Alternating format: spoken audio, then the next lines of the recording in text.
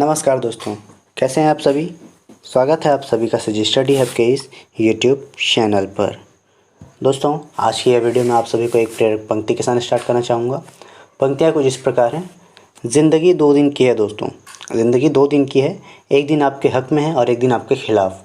जिस दिन आपके हक़ में हो गुरूर मत करना, और जिस दिन आपके ख़िलाफ़ हो थोड़ा सा सब्र ज़रूर कर लेना दोस्तों।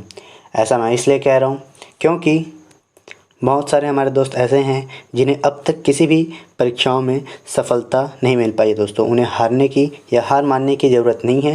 वो निरंतर सही दिशा में अपना प्रयास जारी रखें और मेहनत करते रहें। आइए वीडियो स्टार्ट करते हैं हम। हमारा पहला प्रश्न है, निम्नलिखित कथनों को पढ़िए। ठीक है। पहला बोलता है, प्राचीन छत्तीसगढ़ का ऊपरी भाग मौर्य साम्राज्य से सम्मिलित था। दूसरा बोलता है, सरगुजा क्षेत्र की सीता बेगरा और जोगीमारा गुफाओं से मौर्यकालीन अभिलेख प्राप्त हुए हैं। तीसरा बोलता है, अशोक के कलिंग अभिलेख से इसकी पुष्टि होती है। दोस्तों, इस प्रकार के कथन वाले प्रश्नों को हल करने के लिए मैंने एक ट्रिक बताई हुई थी आपको। वो ऐसा है, आपको केवल एक एक पढ़ते चलना है और बताना है कि वह क्या वो सही है क्या वो गलत है।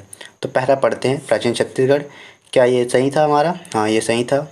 सरगुजा क्षेत्र की सीता बेगरा से जोगीमारा गुफाओं से मौर्यकालीन अभिलेख प्राप्त हुए हैं। ठीक है, तो हाँ ये भी सही है। तीसरा बोलता है, अशोक के कलिंग अभिलेख से इसकी पुष्टि होती है। नहीं, इसकी पुष्टि कलिंग अभिलेख से नहीं होती। तो देखिए हमारा कौन कौन सही है, पहला और दूसरा। ऑप्शन में देखते हैं, ऑप्शन बी इसका सही आंसर है। ओके, अगले प्रश्न की ओर बढ़ते हैं। हमारा अगला प्रश्न है, तो देखते हैं हमारा अगला प्रश्न है, छत्तीसगढ़ की अत्यधिक पिछड़ी जनजातियाँ निम्नलिखित में से कौन कौन सी है। देखते हैं, कमार है, पहाड़ी कोरवा है, भतरा है, बैग है। हमें देखना है कौन कौन सी अत्यधिक पिछड़ी जनजातियाँ दोस्तों। ठीक है, इसका आंसर हो जाएगा ऑप्शन सी 1, 2 व 4, कमार, पहाड़ी कोरवा और बैगा। ओके, याद रखेंगे भतरा नहीं है। अगले प्रश्न की ओर बढ़ते हैं हम। हमारा अगला प्रश्न छत्तीसगढ़ी जनौला है।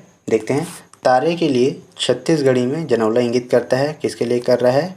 तारे के लिए। ठीक है, ऑप्शंस देखते हैं। ऑप्शंस आप ध्यान से देखिए, इसका आंसर हो जाएगा ऑप्शन डी, पर्रा भल्लाई गगन में छाई। ओके, अगले प्रश्न की ओर बढ़ते हैं हम। अगला प्रश्न है हमारा छत्तीसगढ़ी मुहावरा, ध्यान से पढ़िए। आय कहत बाएं होना, आय कहत बाएं होना छत्तीसगढ़ी मुहावरे का निम्नलिखित में से कौन सा अर्थ सही है? तो देखिए, बेहोश होना, निर्णय देना, संतुलन खो देना या रोक लगाना। तो इसका आंसर है दोस्तों हमारा संतुलन खो देना, इसका सही आंसर है ऑप्शन सी। ओके, नेक्स्ट प्रश्न है हमारा। हमारा अगला प्रश्न लोक सेवा आयोग से संबंधित है। छत्तीसगढ़ लोक सेवा आयोग के प्रथम अध्यक्ष कौन थे दोस्तों? इसका आंसर है ऑप्शन बी, श्री मोहन शुक्ल। ओके, अगला प्रश्न है हमारा, सूची 1 कांग्रेस अध्यक्ष को सूची 2 अधिवेशन स्थल से सुमेलित कीजिए। ठीक है दोस्तों, आप इस प्रकार के प्रश्नों को स्क्रीनशॉट ले लें या वीडियो को पॉज करके देख सकते हैं। इसका मैं आपको सीधे आंसर बता देता हूँ। इसका आंसर हो जाएगा option b. Okay, option b इसका सही आंसर है। नेक्स्ट प्रश्न की ओर हम बढ़ते हैं। प्रश्न है देखिए, सूची 1 संवैधानिक प्रावधान को सूची 2 स्रोत से सुमेलित कीजिए। किससे सुमेलित करना है? स्रोत से। ठीक है, सूची 1 को सूची 2 से सुमेलित करना है। ध्यान से देखिए और वीडियो को पॉज करके ज़रूर इसका हल बताएंगे। मैं आपको इसका आंसर बता देता हूँ। इसका आंसर है ऑप्शन बी, 4, 3, 1, 2। नेक्स्ट प्रश्न की ओर बढ़ते हैं। देखिए दोस्तों, ये भी एक कथन वाले प्रश्न है, मैंने आपको हल करने के लिए बताया है। देखते हैं उसी प्रकार हल करते हैं हम।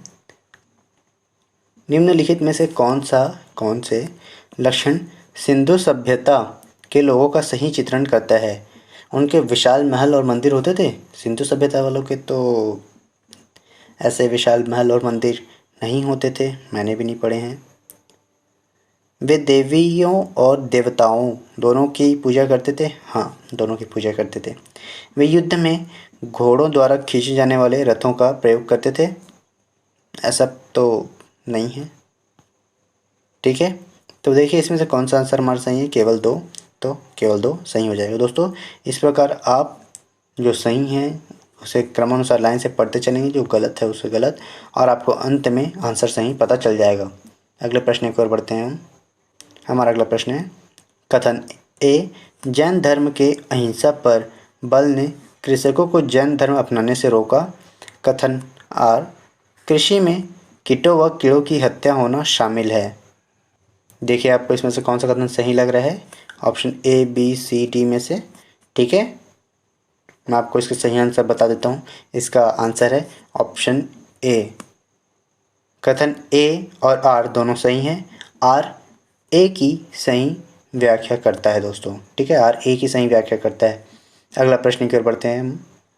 सर्वोच्च न्यायालय किसे हटाने के लिए राष्ट्रपति से सिफारिश कर सकता है दोस्तों? सर्वोच्च न्यायालय किसे हटाने के लिए राष्ट्रपति से सिफारिश कर सकता है? ऑप्शन बी इसका आंसर है, संघ लोक सेवा आयोग के अध्यक्ष व सदस्यों को हटाने के लिए। समझ रहे हैं, संघ लोक सेवा आयोग के अध्यक्ष व सदस्यों को हटाने के लिए राष्ट्रपति से सिफारिश कर सकता है सर्वोच्च न्यायालय। अगले प्रश्न की ओर बढ़ते हैं।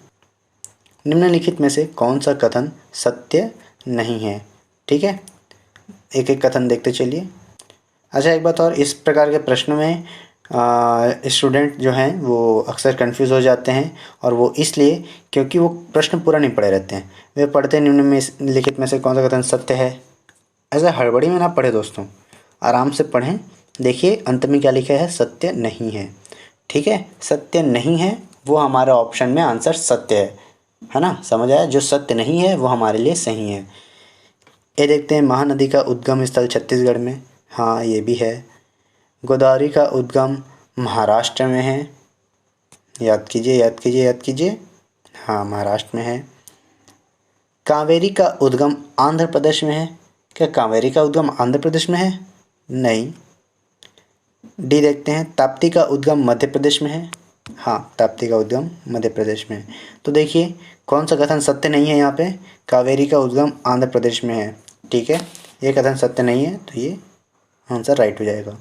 अगला प्रश्न, भारत में श्वेत क्रांति के जनक किसे माना जाता है दोस्तों? तो भारत में श्वेत क्रांति के जनक डॉक्टर वी कुरियन को माना जाता है। हमारा अगला प्रश्न, ऋणावेशित परमाणु ऋणायन में प्रोटॉनों की संख्या क्या है? तो प्रोटॉनों की संख्या, इसका आंसर हो जाएगा हमारा ऑप्शन डी, परमाणु में इलेक्ट्रॉनों की संख्या से कम होती है। ठीक है, समझ आया। अगले प्रश्न की ओर बढ़ते हैं। किसे प्रत्यावर्तन द्वारा पदच्युत किया जा सकता है या पद से हटाया जा सकता है? ठीक है, ऐसे भारी शब्द देखकर ना डरें, अर्थों को समझें। जिसका आंसर हो जाएगा सरपंच को। ओके, देखिए अगला प्रश्न, 1854 के पश्चात छत्तीसगढ़ में निम्नलिखित में से किन ताहुतदारियों का निर्माण किया गया? किन ताहुतदारियों का निर्माण किया गया? देखिए ऑप्शन में क्या क्या है, सिहावा, लोरमी, खल्लारी, संजारी। किन किन का निर्माण किया गया वो देखते हैं। क्या सिहावा का किया गया? हाँ। लोरमी नहीं। खल्लारी हाँ। संजारी हाँ। तो देखिए 1, 3 और 4 आपको कहाँ दिख रहे हैं? यहाँ नहीं, यहाँ नहीं, यहाँ नहीं, हाँ लास्ट पे ऑप्शन डी। इस प्रकार हम आंसर सेलेक्ट कर सकते हैं, ये हमारा आंसर है। आगे बढ़ते हैं। छत्तीसगढ़ राज्य के प्रतीक चिन्ह में शामिल नहीं है। देखिए दोस्तों, ये एक बहुत ही आसान सा प्रश्न है, लेकिन बहुत सारे मित्र हमारे ऐसे हैं जो इस प्रकार के आसान प्रश्नों में कन्फ्यूज़न से हो जाते हैं दोस्तों। इस प्रकार हम कंफ्यूज नहीं होने, आसान से प्रश्न है, हमें सिर्फ प्रतीक चिन्ह याद करना है। क्या अशोक स्तंभ उसमें है? हाँ है। क्या सत्यमेव जयते उस पर लिखा हुआ है? हाँ लिखा हुआ है। धान की क्या सुनहरी बालियाँ उस पर हैं दोस्तों? हाँ उस पर है। क्या साल वृक्ष उस पर बना हुआ है? नहीं, साल वृक्ष नहीं बना हुआ है। देखिए ये गलत है और हमारा ये आंसर सही हो जाएगा। ठीक है, साल वृक्ष राज्य के प्रतीक चिन्ह में शामिल नहीं है, यहाँ पे नहीं है पूछा गया, तो ये आंसर सही है। अगले प्रश्न की ओर बढ़ते हैं हम। केशकाल घाटी या तेलिन घाटी किन दो भौतिक क्षेत्रों के बीच सीमा बनाता है दोस्तों? तो यह छत्तीसगढ़ बेसिन और बस्तर पठार के बीच सीमा बनाता है, याद रखेंगे। इंद्रावती की सहायक नदियाँ कौन कौन सी है?